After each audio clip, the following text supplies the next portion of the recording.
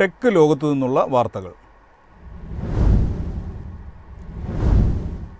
ഏറ്റവും കൂടുതൽ തട്ടിപ്പ് നടക്കുന്ന സോഷ്യൽ മീഡിയ പ്ലാറ്റ്ഫോമായി വാട്സാപ്പ്. തൊട്ടു പിന്നിൽ ടെലഗ്രാമും ഇൻസ്റ്റാഗ്രാമുമെന്ന് കേന്ദ്ര ആഭ്യന്തര മന്ത്രാലയം പുറത്തുവിട്ട റിപ്പോർട്ട് പറയുന്നു.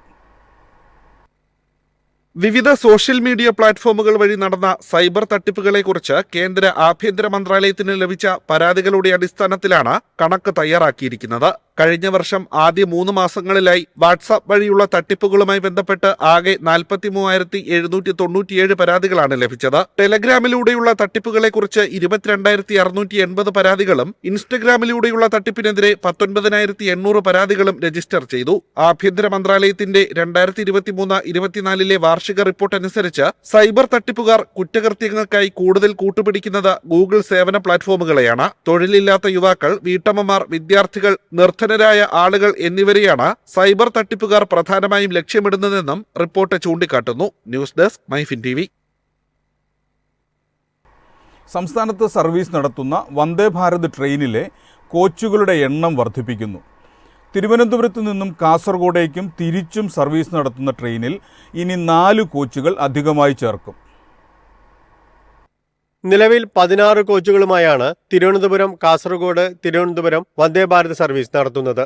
ഇത് ഇനി 20 ഉയർത്തുന്നതോടെ 312 സീറ്റുകൾ വർദ്ധിക്കും. ചെന്നൈ സെൻട്രൽ ബേസിൻ ബ്രിഡ്ജിൽ മെക്കാനിക്കൽ എഞ്ചിനീയറിംഗ് വിഭാഗം പരിശോധന നടത്തി സർട്ടിഫിക്കറ്റ് നൽകിയ 20 കോച്ചുകളുള്ള വന്ദേ ഭാരത് കൊച്ചുവേളിയിൽ എത്തിച്ചേർന്നു. ഇത്തരം വന്ദേ ഭാരതുകൾ അടുത്തിടെയാണ് റെയിൽവേ അവതരിപ്പിച്ചത്. പുതുതായി 2 വന്ദേ ഭാരതുകൾ ചെന്നൈ ഇന്റഗ്രൽ കോച്ച് ഫാക്ടറിയിൽ നിന്ന് പുറത്തിറങ്ങിയിരുന്നു. അതിലൊന്ന് ദക്ഷിണ മധ്യ റെയിൽവേക്കും രണ്ടാമത്തേത് ദക്ഷിണ റെയിൽവേക്കും കൈമാറി. റൂട്ട് നിശ്ചയിക്കാത്തതിനാൽ ചെന്നൈ അമ്പത്തൂരിൽ 1.5 മാസമായി നിർത്തിയിട്ടിരുന്ന ദക്ഷിണ റെയിൽവേയുടെ വണ്ടിയാണ് കേരളത്തിലെത്തിയത്. അതേസമയം 8 കോച്ചുകളുമായി സർവീസ് നടത്തുന്ന തിരുവനന്തപുരം മംഗളൂരു വന്ദേ ഭാരതിന് പകരമുള്ള തീവണ്ടി 2ാം ഘട്ടത്തിലായിരിക്കും എത്തുക.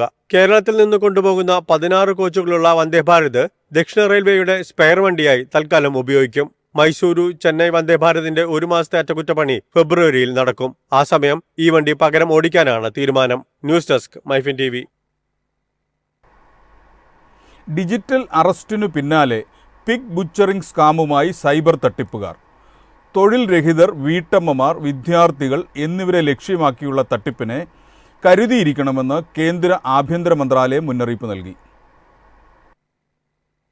ഇരയിൽ നിന്ന് പണം തട്ടിയെടുക്കും മുൻപ് അവരുമായി കഴിയുന്നത്ര അടുപ്പമുണ്ടാക്കുന്ന ഈ രീതിയാണ് പിഗ് ബുച്ചറിംഗ് സ്കാം. പന്നികൾക്ക് ആവശ്യത്തിന് തീറ്റയും പരിചരണവും നൽകി അവസാനം കശാപ്പ് ചെയ്യുന്ന രീതിക്ക് സമാനമാണ് ഈ തട്ടിപ്പ്. സൈബർ കുറ്റവാളികൾ ഇരകളുമായി വിശ്വാസം വളർത്തിയെടുക്കും. ക്രിപ്റ്റോ കറൻസിയുമായി ബന്ധപ്പെട്ട ലാഭകരമായ സ്കീമുകളിൽ നിക്ഷേപിക്കാൻ പ്രേരിപ്പിക്കും. ആദ്യം ചെറിയ ലാഭം നൽകി ഇരകളുടെ വിശ്വാസം നേടിയെടുത്ത് പിന്നീട് മുഴുവൻ സമ്പാദ്യവും തട്ടിയെടുത്ത് മുങ്ങുന്നതാണ് രീതി. വൻ തുകയാണ് ഈ തട്ടിപ്പിലൂടെ നഷ്ടപ്പെടുന്നത്. സാമൂഹിക മാധ്യമങ്ങളായ വാട്സാപ്പ്, ടെലഗ്രാം, ഇൻസ്റ്റഗ്രാം എന്നിവയിലൂടെയാണ് കൂടുതലും തട്ടിപ്പുകൾ നടക്കുന്നത്. തട്ടിപ്പ് തടയാൻ Indian cyber crime coordination centre ഗൂഗിളുമായി സഹകരിച്ച് പ്രവർത്തിക്കാനാണ് തീരുമാനം. News desk MyFin TV.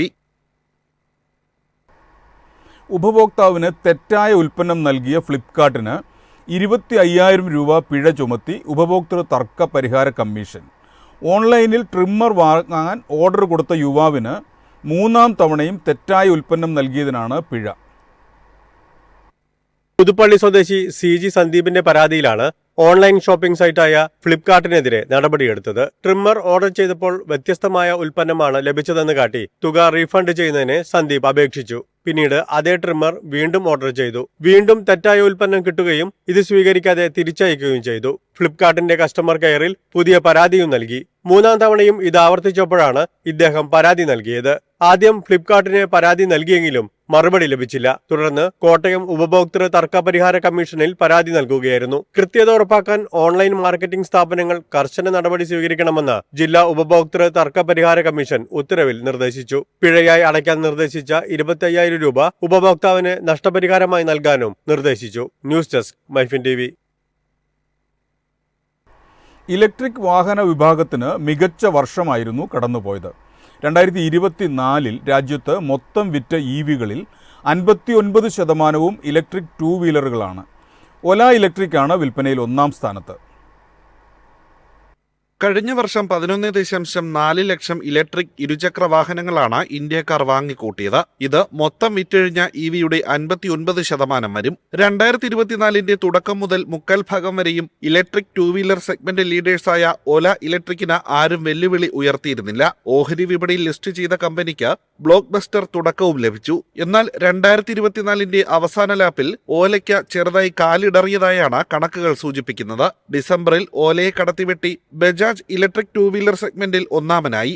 Vahan പോർട്ടലിലെ കണക്കുകൾ അനുസരിച്ച് കഴിഞ്ഞ മാസം ബജാജും ടി.വി.എസും 1ഉം 2ഉം സ്ഥാനത്തെത്തിയപ്പോൾ വിപണി വിഹിതം 19% ഇടിഞ്ഞ് ഓല 3ആം സ്ഥാനത്തേക്ക് പിന്തള്ളപ്പെട്ടു. കഴിഞ്ഞ മാസം ഇന്ത്യയിൽ മൊത്തം 73,316 യൂണിറ്റ് ഇലക്ട്രിക് ടൂ വീലറുകളാണ് വിറ്റത്. 18,276 യൂണിറ്റ് വിൽപ്പനയുമായി ബജാജ് ചേതക് ഒന്നാമനായി. വിൽപ്പനയുടെ കാര്യത്തിൽ കമ്പനിയുടെ ഏറ്റവും മികച്ച വർഷമാണ് കടന്നുപോയത്. 2024 മൊത്തം 1,93,439 പുതിയ ഉപഭോക്താക്കളെയാണ് ബജാജിന് ലഭിച്ചത്. 2024 ടി.വി.എസ് മൊത്തം 2,20,472 iQube സ്കൂട്ടറുകൾ വിറ്റഴിച്ച് മുൻവർഷത്തേക്കാൾ 32% വളർച്ച കൈവരിച്ചു. മറ്റൊരു ഇവി ഇരുചക്ര വാഹന കമ്പനിയായ ഏഥർ ഡിസംബറിൽ 10,421 യൂണിറ്റ് ഇലക്ട്രിക് സ്കൂട്ടറുകൾ വിറ്റു. News desk MyFin TV.